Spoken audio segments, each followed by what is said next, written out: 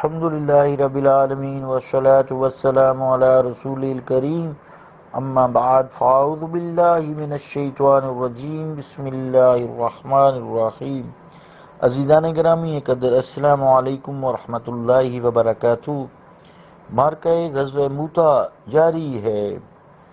حضرت جعفر ابن ابی طالب رضی اللہ تعالیٰ عنہ بجلی کی سرعت اور طاقت سے کفار پر تابڑ توڑ حملے کرتے ہوئے جب کلمہ حق کو بلند کرنے کے لیے جان کی بازی لگاتے ہیں، کفار کے ساتھ برسر پیکار ہیں، اس وقت یہ شعر جو کل بھی میں نے بیان کیے تھے آپ کی زبان پر رواں دواں تھے، ان کا ترجمہ یوں ہے: کتنی بہترین ہے جنت اور اس کا قرب، اس کی شراب بہت پاکیزہ اور ٹھنڈی ہے۔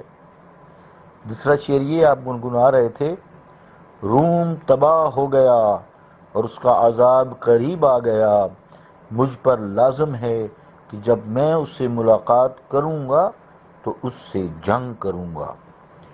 عزیزان گرامی قدر، حضرت عبداللہ بن رواح رضی اللہ تعالیٰ عنہ نے آگے بڑھ کر حسب ارشاد نبوی وہ جھنڈا تھام لیا۔ دشمن کے ٹڈی دل لشکر نے مسلمان مجاہدین کو اپنے نرغے میں لے رکھا تھا اور وہ ان پر تابڑ توڑ حملے کر رہے تھے۔ ان جاں گداز حالات میں حضرت عبداللہ رضی اللہ تعالیٰ عنہ کے قدم کانپنے لگے، حضرت عبداللہ بن رواح کے، اور انہوں نے بھاگ کر جان بچانے کے بارے میں سوچنا شروع کیا۔ اسی وقت رحمت خداوندی نے اسلام کے اس عاشق صادق کی دستگیری کر دی۔ انہوں نے ایک لمحہ کے لیے اپنے دل میں سرگوشی کی اور پوچھا: اے نفس، تو کس کی ملاقات کے شوق میں زندہ رہنا چاہتا ہے؟ کیا اپنی بیوی سے وصال کے لیے؟ تو سن،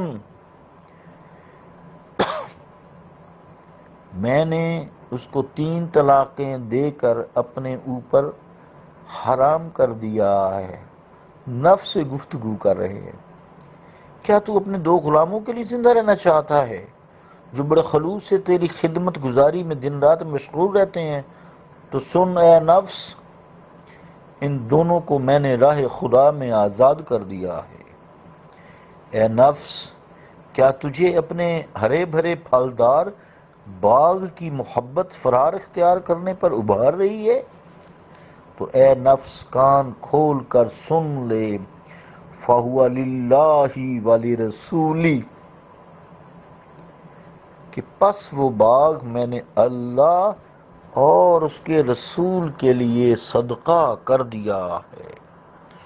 تاریخ الخمیس جلد 2 صفحہ 71۔ عزیزان گرامی قدر، پھر حضرت عبداللہ بن رواح رضی اللہ تعالیٰ عنہ نے اپنے نفس کو جھڑکتے ہوئے یہ اشعار موزوں کیے۔ اشعار یوں تھے، اشعار کا مزہ لیں، 3 اشعار بیان کرتا ہوں۔ اقسمت یا نفس لتنزلن او لتکرہنہ، اقسمت یا نفس لتنزلن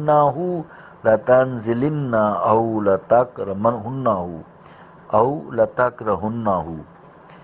اے نفس میں تمہیں قسم دیتا ہوں کہ تمہیں میدان جنگ میں اترنا پڑے گا، یا تم خوشی سے اترو گے یا تمہیں اترنے پر مجبور کر دیا جائے گا۔ دوسرا شعر یوں تھا: ان اجلب الناس وشد الظن وان اجلب الناس وشد الظن ما لی اراکی تکرہین الجنہ۔ ترجمہ کیا شعر کا؟ لوگ تو ہجوم کر کے آ گئے ہیں اور ان کے نعرے بلند ہو رہے ہیں، مجھے کیا ہو گیا ہے کہ میں تجھے دیکھتا ہوں کہ تم جنت کو ناپسند کر رہے ہو۔ تیسرا شعر آپ نے یوں گنگنایا: قد طالما قد کنت مطمئنا هل انت الا نطفة فی شنا. احمد بن زینی دہلان السیرۃ النبویہ جلد 2 صفحہ 238. شعر کا ترجمہ کیا ہے؟ قد طالما قد كنت مطمئنا هل انت الا نطفة فی شنا.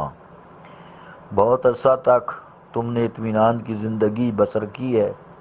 قد طالما قد كنت مطمئنا، بہت عرصہ تک تم نے اطمینان کی زندگی بسر کی ہے. تم کیا ہو؟ حل انتی، تم کیا ہو؟ مگر ایک قطرہ پرانے مشکیزہ میں. حل انت الا نطفۃ فی شنا، تم کیا ہو مگر ایک قطرہ پرانے مشکیزہ میں.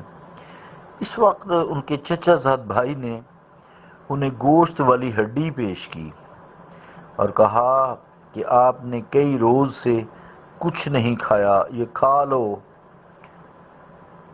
کمزوری دور ہو جائے گی اور دشمن سے اچھی طرح لڑ سکو گے.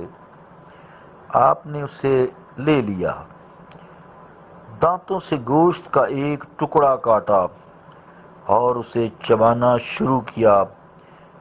ابھی نگلا نہیں تھا کہ جنگ کا نعرہ بلند ہوا. آپ نے اس گوشت والی ہڈی کو پرے پھینکا، تلوار بے نیام کی اور دشمن پر حلہ بول دیا. وارفتگی کا یہ عالم تھا، جوش، عشق، ولولہ، ذوق شہادت. وارفتگی منزل کی کا یہ عالم تھا کہ تن بدن کا ہوش تک نہ تھا.